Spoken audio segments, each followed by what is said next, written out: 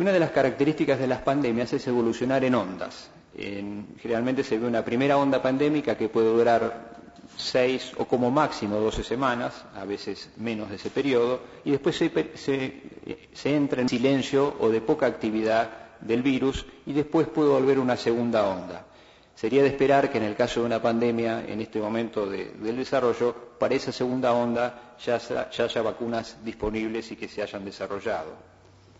Como les decía antes, en la pandemia del año 18 se tomaron múltiples medidas, muchas de las cuales siguen siendo aplicables hoy, sobre todo las medidas que se denominan de distanciamiento social, evitar las aglomeraciones, las medidas de higiene, el escudamiento, que son medidas que ahora vamos a ver enseguida. ¿Cuál es la historia reciente del virus de influenza H1N1? Ustedes recordarán que en abril de este año, más específicamente alrededor del 23-24 de abril, se empiezan a notificar casos de enfermedad respiratoria producida por un virus de influenza distinto de los conocidos hasta ese momento. Al poco tiempo se logra la identificación como un virus A H1N1 con porciones genéticas provenientes de 3 animales. En primer lugar del ser humano y también del cerdo de Estados Unidos, del cerdo de la zona de Eurasia y de las aves. Es decir, que era un virus que había intercambiado material genético entre 3 animales distintos. A partir de allí, la Organización Mundial de la Salud emite su primer comunicado donde advierte la presencia de este nuevo virus en Estados Unidos y México, como ustedes recordarán. El 29 de abril se eleva el nivel de alerta de pandemia de fase 4 a 5 y más recientemente, el 11 de junio, se establece la fase 6 de pandemia. Ahora bien, ¿qué es lo que estamos viendo en nuestro país en cuanto a los casos clínicos de influenza? Estos son datos que provee la Dirección de Epidemiología del Ministerio de Salud. La mayoría de los casos, prácticamente todos, presentan fiebre, más de alrededor del 95%, así que el signo predominante y constante es la fiebre. En segundo lugar, allí en el cuadro ustedes verán que dice coriza. Coriza es el aumento de secreción por la nariz, mucosidad por la nariz. Y después viene la tos moderada. Pero si uno sigue viendo el cuadro, va a ver que hay otros síntomas y hacia el final, el penúltimo es tos intensa. Si uno suma tos moderada más tos intensa, es el segundo síntoma importante para reconocer la presencia de un caso sospechoso de gripe en nuestro país. Hay otros síntomas como dolor de garganta, dolor de cabeza, mialgias, que son dolores musculares, postración, que es la imposibilidad de movilizarse, y algunos síntomas digestivos como náuseas y diarrea. Estos síntomas no varían mucho con lo que se ha observado hasta ahora en otros países del mundo. Muy bien, conocemos entonces cómo se produjo un nuevo virus de influenza H1N1. Tenemos que conocer muy bien cómo se transmite para poder prevenirnos. Hasta el momento lo que se sabe claramente es que el virus se transmite en forma similar al de la gripe habitual, de forma tal que a través de la tos, al estornudar o inclusive al hablar, uno elimina partículas del virus.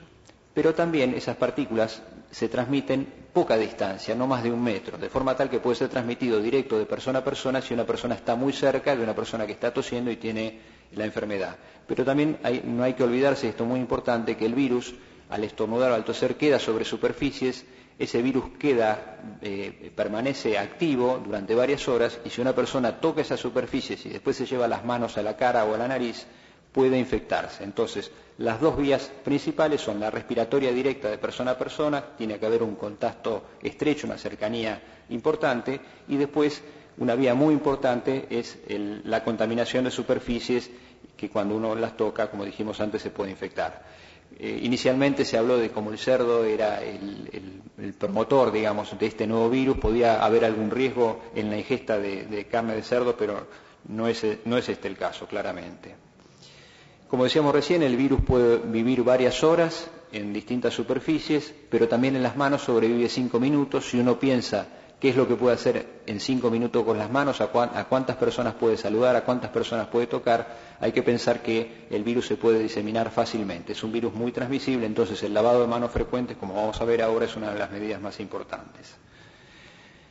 ¿Cuándo sospechamos hoy en nuestro país que hay un caso sospechoso de gripe H1N1?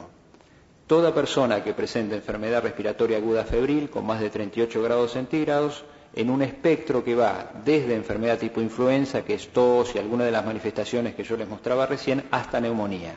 En todos esos casos debemos sospechar si ese paciente no está infectado por el nuevo virus de influenza A H1N1. ¿Cuándo confirmamos que es un caso producido por este nuevo virus? Bueno, la confirmación se establece a través de distintas pruebas de laboratorio, métodos de biología molecular que se denominan RT-PCR, o también en cultivo. Inicialmente en nuestro país se hacía cultivo viral hasta que se contó con los reactivos para hacer estas técnicas de biología molecular que llevan un tiempo menor en su desarrollo. De cualquier forma, hoy en nuestro medio y en la mayoría de los países, cuando uno está en una fase que se llama de mitigación, no se toma muestra a todos los casos, sino que se hace con un criterio de vigilancia epidemiológica en determinadas circunstancias. En todos los casos que se internan sí, pero en los casos que no se internan se toman muestras aproximadamente cada 10 pacientes para monitorear o vigilar la presencia del virus. Esto es muy importante. ¿Durante cuánto tiempo la persona enferma transmite la infección? Esto es de fundamental importancia porque las personas enfermas son las que eliminan mayor cantidad de virus y son las que más van a transmitir el virus. Entonces, el periodo infeccioso de una persona comprende desde el día anterior al comienzo de los síntomas hasta al menos 7 días posteriores a la aparición de los mismos. Es muy difícil que una persona identifique cuándo un día antes va a tener los síntomas, pero sabemos que desde el día anterior esa persona puede haber transmitido el virus y durante 7 días, y en el caso de aquellas personas que continúen con síntomas más tiempo, hay que considerar que potencialmente pueden seguir transmitiendo el virus. Lo mismo puede ocurrir en niños, donde la eliminación del virus continúa por más tiempo, o en pacientes que tienen problemas en su inmunidad, que también hacen que tengan una excreción o una eliminación viral más prolongada. ¿Se transmite más fácilmente que el virus de la gripe habitual, este virus H1N1? La respuesta es sí. La tasa de ataque secundaria, que se denomina el número de casos que se producen a partir de un solo caso, con la gripe habitual es alrededor del 5 al 15%, mientras que con el nuevo virus de influenza H1N1 está estimada entre un 22 y un 33%, de forma tal que claramente es un virus que se transmite más fácilmente en la comunidad. Esto también tiene que ver con lo que mencionaba antes, que hay una gran cantidad de población que no ha tenido contacto con este virus, entonces no tiene inmunidad. Y este es uno de los puntos más importantes. ¿Qué tenemos que hacer hoy para tratar de prevenir la enfermedad?